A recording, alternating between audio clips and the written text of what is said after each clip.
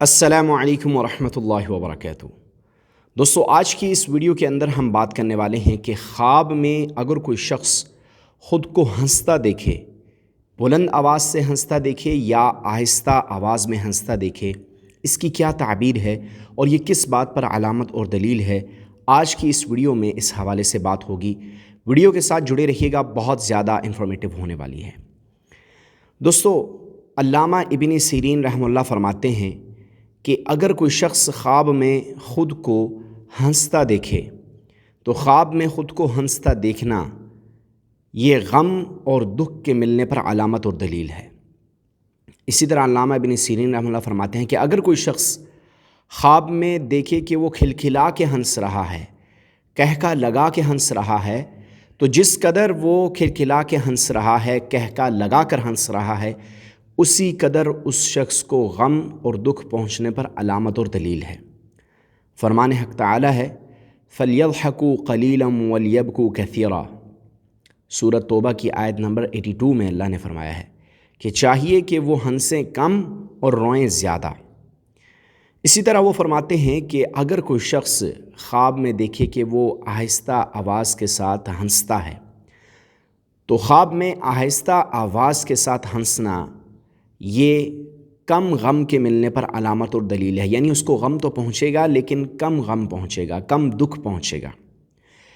اسی طرح تعبیرات کے بیان کرنے میں جو دوسری بڑی شخصیت ہیں علامہ ابراہیم کرمانی رحمہ اللہ، وہ فرماتے ہیں کہ اگر کوئی شخص خواب کے اندر خود کو آہستہ آواز سے ہنستا دیکھے تو خواب میں آہستہ آواز سے ہنسنا یہ مراد کے پانے اور بشارت کے ملنے پر علامت اور دلیل ہے۔ فرمان حق تعالی ہے فَتَبَسَّمَ ضَاحِكًا مِّن قَوْلِهَا کہ حضرت سلیمان علیہ السلام نے جب چیونٹیوں کی ملکہ کی بات سنی تو تعجب کے ساتھ مسکرا کر ہنس پڑے۔ اس کی بات کو جب سنا چیونٹیوں کی ملکہ کی کہ وہ اپنی چیونٹیوں کی حفاظت کے لیے کہہ رہی تھی کہ بلوں میں داخل ہو جاؤ، انہوں نے تدبیر اختیار کی اپنی چیونٹیوں کے لیے، تو اس پر تعجب کے ساتھ حضرت سلیمان علیہ السلام ہنس پڑے، مسکرائے۔ تو علامہ ابراہیم کرمانی رحمہ اللہ فرماتے ہیں کہ خواب میں آہستہ آواز سے اگر کوئی خود کو ہنستا دیکھتا ہے تو یہ بشارت اور مراد کے پانے پر علامت اور دلیل ہے۔ اسی طرح تعبیرات کے بیان کرنے میں جو تیسری بڑی شخصیت ہیں علامہ جعفر صادق رحمہ اللہ، وہ فرماتے ہیں کہ اگر کوئی شخص خواب کے اندر خود کو آہستہ آواز سے ہنستا دیکھے تو خواب میں آہستہ آواز سے ہنسنا یہ فرزند کے پیدا ہونے پر علامت اور دلیل ہے، بیٹے کے پیدا ہونے پر علامت اور دلیل ہے۔